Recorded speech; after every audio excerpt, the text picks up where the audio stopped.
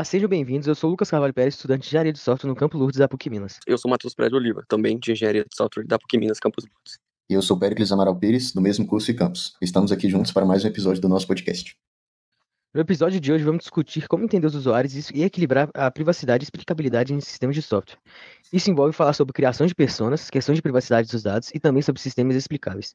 São tópicos super relevantes em interação humano-computador e engenharia de software, e a gente vai explorá-los através de perguntas esticantes. Preparados? Para começar, qual vocês acham que é o grande desafio em gerar modelos de usuários como personas? Por que isso é tão desafiador para os designers? Olha, modelar usuários é desafiador porque os usuários reais eles são diversos e complexos. Capturar essa diversidade em personas não é tão trivial. Os designers muitas vezes correm o risco de criar estereótipos ou suposições erradas. É por isso que precisamos de técnicas sistemáticas, não dá simplesmente para chutar o perfil do usuário. Exato. Um estudo de ramos colaboradores publicado nos Anais de IHC 2021 aborda exatamente essa dificuldade. Eles propuseram uma abordagem de 5 etapas para criar personas focadas no requisito de explicabilidade do software, desde questionários com usuários reais, passando por mapas de empatia até a geração e validação das pessoas. Nesse estudo, eles envolveram 61 usuários para coletar dados e depois validaram quase 100 pessoas, as personas geradas. O legal é que eles usaram o mapa de empatia como ferramenta de modelagem. Mapa de empatia? Como isso ajuda? O mapa de empatia é uma técnica para organizar os usuários dispensa, sente e faz em relação ao produto ou requisito. No caso do estudo, eles mapearam o que os usuários pensavam e sentiam sobre a explicabilidade dos sistemas. Agrupando mapas semelhantes, eles conseguiram criar personas bem fundamentadas. Isso força o designer a considerar aspectos do usuário que ele talvez ignorasse, como medos, motivações e necessidades específicas, ao invés de só informações superficiais. E depois de criar uma persona, como saber se ela ficou boa? Aí entra outra sacada do trabalho. Eles usaram a Persona Perception Scale, que é basicamente um instrumento para medir se as personas parecem realistas, relevantes e úteis. Os usuários reais avaliam quanto a persona representa e os designers avaliam a qualidade da persona em critérios como clareza e credibilidade. Os usuários deram nota de 3,7 de 5 sobre o quão representativa era a persona para eles, e os designers deram 3,5 de 5 em qualidade. Ou seja, as personas atingiram um bom nível de aceitação. Ramos destaca que essa validação é importante. Uma persona bem feita ajuda o designer a empatiar com o público-alvo de forma correta. Sem essa avaliação, corre-se o risco de o designer confiar em um modelo de usuário errado. Em resumo, gerar modelos de usuários é desafiador porque exige pesquisa aprofundada e síntese cuidadosa. Técnicas como mapa de empatia e personas estão aí para ajudar e transformar dados de usuários em personagens que guiam o designer. E instrumentos como Persona Perception Scale são fundamentais para verificar se essas personagens fazem sentido, como mostrado por Ramos e colaboradores de HCI 2021. Um processo estruturado assim pode gerar personas úteis para criar sistemas mais alinhados às necessidades reais dos usuários. Agora, mudando um pouco do foco, aquela ideia de um sistema fazer uma barganha com o usuário, isso seria aceitável? Dá para ser um acordo justo? Essa é complicada. Teoricamente, dá para pensar num acordo. Você me dá alguns dados pessoais e eu te dou uma experiência bem melhor. Um desconto, conteúdo personalizado, entre outros. Na prática, a questão central é transparência e valor. Os usuários topam essa troca se perceberem claramente o benefício. No artigo do Pociano, apresentado no IHC de 2017, eles estudaram privacidade em sistema de OT e propuseram algumas heurísticas de design bem relevantes. Uma delas é deixar clara a utilidade dos dados coletados para cada funcionalidade.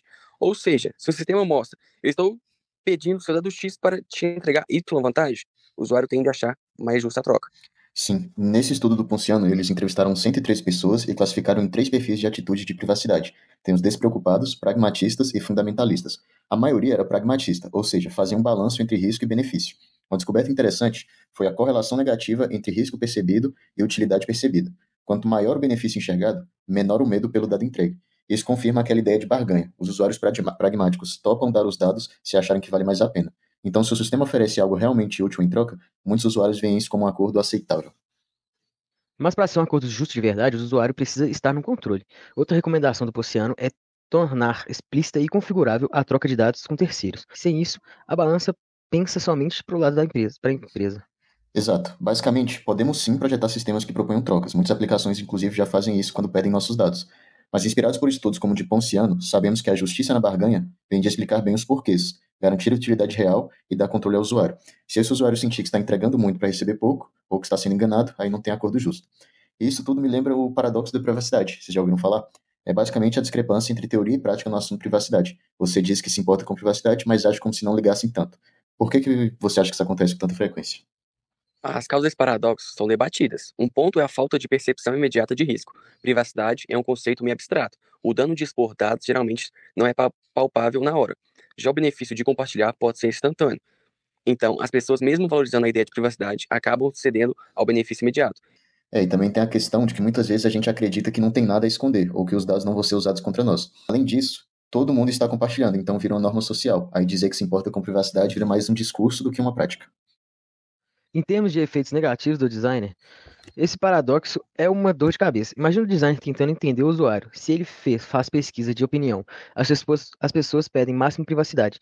Se ele observar o uso, vê elas entregando dado fácil. Isso pode levar a decisões equivocadas. Vamos entrar agora no tema de explicabilidade. Sistema explicáveis estão em alta. Aquele lance de A explicável, de a gente conseguir entender as decisões dos algoritmos. Mas pintou uma dúvida. Vocês acham que pode haver conflito entre explicabilidade e privacidade?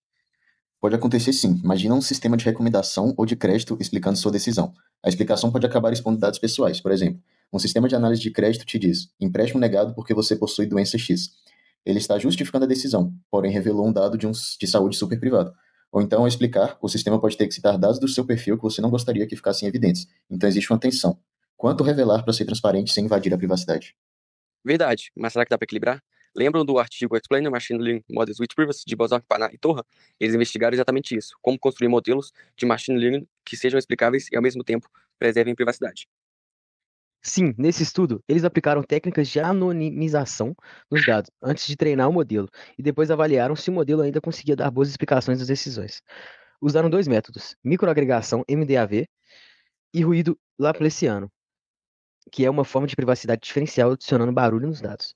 Aí geraram explicações com uma técnica chamada tree-shape, para ver a qualidade dessas explicações com dados mascarados. Esse estudo é ótimo porque mostra que o conflito não é insuperável.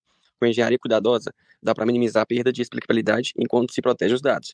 Em outras palavras, explicabilidade e privacidade podem andar de mãos dadas, se aplicarmos privacidade por design, e incorporar proteções desde a concepção do sistema sem deixar para depois. Agora, nem sempre teremos meios de anonimizar tudo perfeitamente. Então, em alguns casos, o conflito permanece.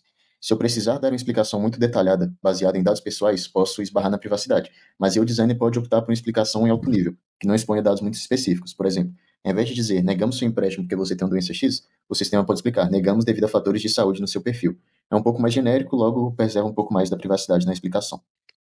Agora, juntando os termos de privacidade e explicabilidade, lembra dos perfis de privacidade? Fundamentalista, pragmatista, despreocupado?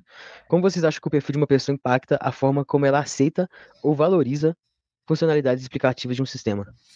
Provavelmente impacta muito. Alguém despreocupado com privacidade tende a não ligar tanto para explicações profundas. Ele talvez use sem questionar muito o porquê das coisas, confia na tecnologia ou não tem interesse nos detalhes. Já um fundamentalista de privacidade é naturalmente desconfiado. Esse vai querer saber exatamente o que está acontecendo, por que o sistema pede tal dado e em que base uma decisão foi tomada.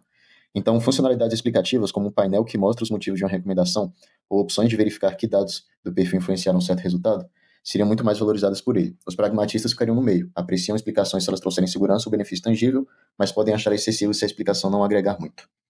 No estudo do Porciano de 2017, apesar de não focar em explicabilidade, eles observaram que os pragmatistas acreditam na privacidade como algo garantido por lei. Isso sugere que esse grupo confia que o sistema deveria estar cuidando da privacidade.